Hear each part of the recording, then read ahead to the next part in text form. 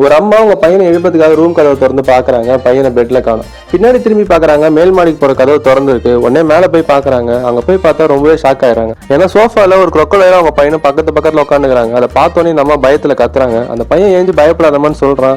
ஆனா அவங்க அம்மா பயத்துல அவங்க பையனை பிடிச்சி தரத்தரன்னு படிக்கட்டு வழியா இழுத்துட்டு வராங்க. இப்ப இந்த crocodileமே பயந்தது அவங்க அம்மாவை பார்த்து. உடனே அது மேல் மாடியில இருந்து கீழே குதிச்சு கீழ் வழியா அவங்க அம்மா படிக்கட்டுல இறங்கறதுக்கு முன்னாடி அது அவங்க முன்னாடி வந்து நிக்குது. இதை பார்த்தோன்னே அவங்க அம்மா திரும்ப அவங்க பையனை பிடிச்சி இழுக்கிறாங்க. உடனே இந்த crocodile பாட்டு பாட ஆரம்பிக்குது. இதை பார்த்தோன்னே அவங்க அம்மா ரொம்பவே ஷாக் ஆயிடுறாங்க. பையனை ஸ்கூலுக்கு வான்னு சொல்லிட்டு உடனே கடகடன்னு வெளில எடுத்துட்டு போயிடுறாங்க. நான் அவங்க அப்பாவுக்கு ஃபோன் பண்ண போறேன், அந்த crocodile பிடிச்சிட்டு போது கம்ப்ளைண்ட் பண்ணணும்னு சொல்றாங்க. நான் வீட்டுக்கு வர வரைக்கும் சொல்லாதமான்னு சொல்லிட்டு சொல்றான். அவங்க அம்மாவும் சரின்னு பிள்ளைக்காகன்னு சொல்லிட்டு பாவம் பாக்குறாங்க.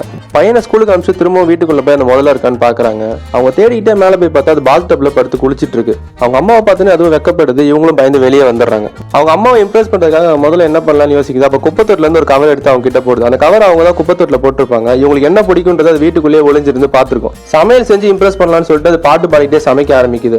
இதை பார்த்துட்டு இருந்த அவங்க அம்மாவுக்கு அந்த முதல்ல ரொம்பவே பிடிச்சிருது. அவங்களும் அந்த முதல்ல கூட சேர்ந்து டான்ஸ் ஆடிட்டே சமைக்க ஆரம்பிச்சிடறாங்க.